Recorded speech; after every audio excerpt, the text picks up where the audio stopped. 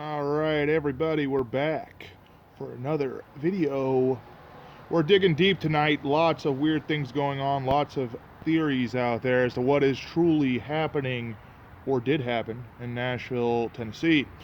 The other video I mentioned the event that happened on Christmas. It was very mysterious. We have no idea what was going on then. We really don't know what's going on now. But a lot of things are coming out as far as theories are concerned. The news says it was Warner Anthony? Anthony Warner? Well, Anthony Warner sounds right, but I think it said Warner Anthony, which doesn't even sound like a real name. But anyway, this guy was 63 years old, divorcee, suicidal, all this weird stuff. And supposedly he just got in his RV one day, drove it out in front of AT&T because he wanted to end it all, and he chose that particular building to do it.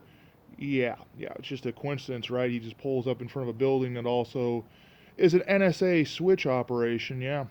The area around Nashville, the city itself, no fly zone. You can't fly a drone or fly a plane overhead. Some people have managed to get overhead footage, aerial footage of the aftermath of this tragic event, and it is insane what it shows.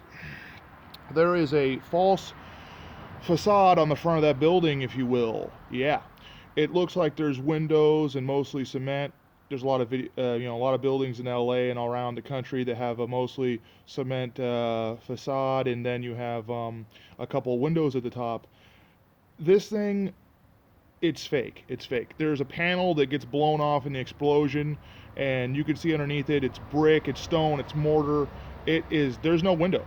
It's really interesting. If you can Google photos, I know I lack the technology to show you guys the footages, the images, all that stuff that I'm talking about, but it is insane when you look at this and you see the bricks underneath the fake windows. When you see there's a row of windows and then one of the panels had fallen off in the explosion, and you see that this facade on this AT&T building is faker than a pair of double D's on it's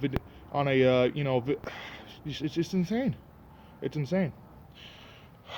Anyway, now going on about the building itself, you look at the roof, there's multiple generators. My brother, he did some air conditioning work. He's a HVAC technician. He looks at this, he tells me, yeah, there's AC units up there, but there's a lot of things up there that don't look like AC units. These things are generators. This building can run off its own power supply. It doesn't need the city power source. Speaking of the area across the street from the building, oh, those buildings don't need power anymore. It looks like something out of Fallujah, Iraq, man. The front of the buildings are gone. You can see the interior. It's like a box. I mean, the front of the buildings were just completely blown off. They don't exist. It looks like something out of World War II Berlin. You know, if you watch those old history videos, you can see when the Soviets were fighting street by street to take out the Nazis, you'd see the old Berlin buildings were just gutted and the fronts were gone. So that's another thing about this AT&T building that people should be asking. Why does this building look like it's perfectly intact for like one panel fell off, just one panel's gone, but otherwise perfectly intact? And then you look across the street and a whole row of shops, boom, nada, done.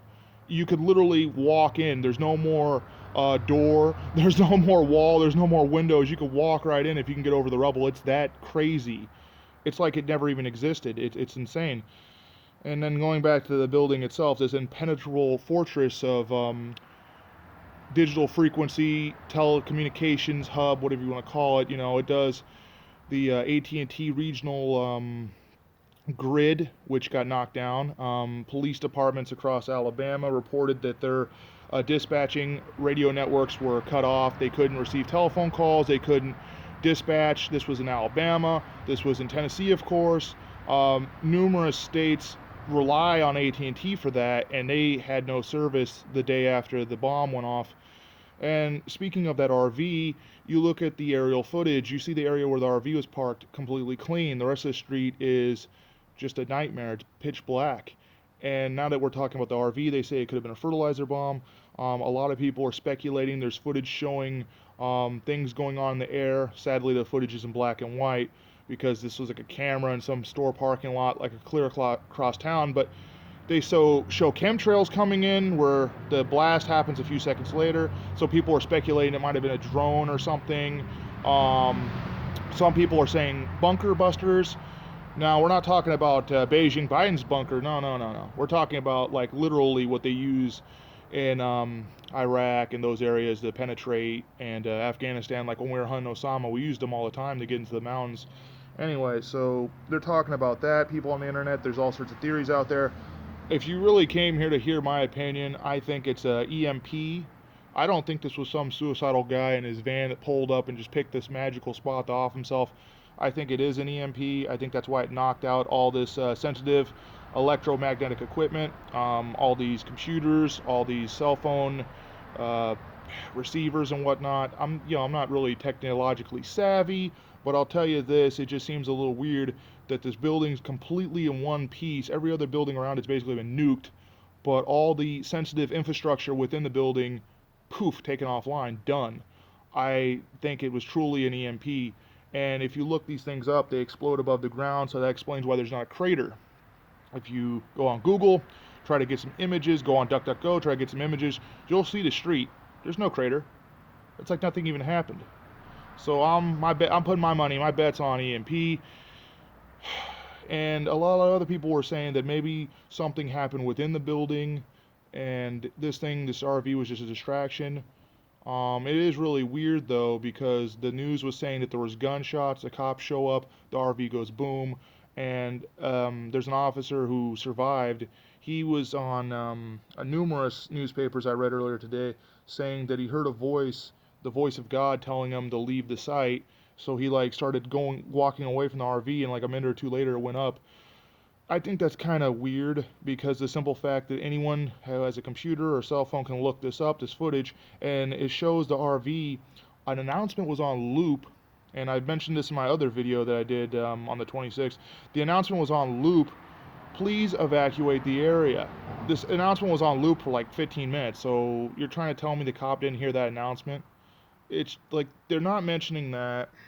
They're not mentioning a lot of things. Some newspapers do, but a lot of these interviews are just really weird. They kind of conflict. And again, I don't know who this guy is.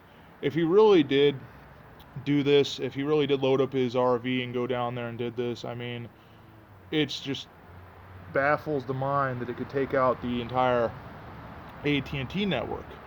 And I'm just ignoring the fact that it's an NSA thing. I mean, this is well known. And they're trying to say the guy is against the fifth generation of cell phone technology. I don't want to say the acronym FIVE and then G. Yeah, you say that on here, YouTube will probably flag it. So I don't want to lose this video because even if it only reaches like 40 or 50 people, it's better than nothing. I want my messages, I want my opinions to get out there. I want you guys to have a conversation. It's not just all about mask and Gavin Newsom's BS. We can talk about other things, and this thing needs to be talked about.